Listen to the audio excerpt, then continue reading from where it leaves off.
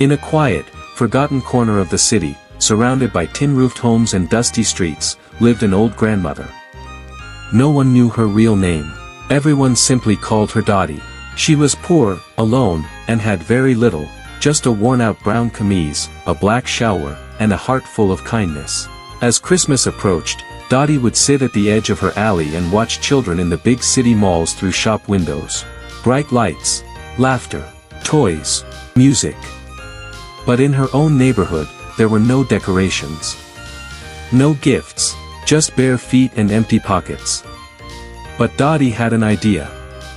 She spent weeks stitching together a red outfit from leftover cloth. She cut out white cotton to make a fluffy beard.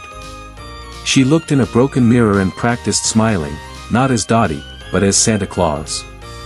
Then, she went through the city's discarded bins and alleyways, collecting broken toys, old dolls, puzzle pieces, and anything she could find. She cleaned them, fixed them, wrapped them carefully with old newspaper and ribbon made from cloth scraps. On Christmas morning, she dressed as Dadi Claus, barefoot, with a fluffy beard, red suit, and a heart full of love. She pulled a small cart filled with handmade gifts into the alley. The children were stunned. Some froze. Others whispered, "Is that Santa?" She didn't say a word, just smiled and handed out gifts. A headless doll became someone's new best friend. A puzzle with a missing piece brought endless joy. A broken toy car with 3 wheels became the coolest ride in the alley. The children laughed. They clapped. And one little boy, barefoot, with sparkling eyes, looked up at her and said, "Dadi Claus, you're better than the real Santa."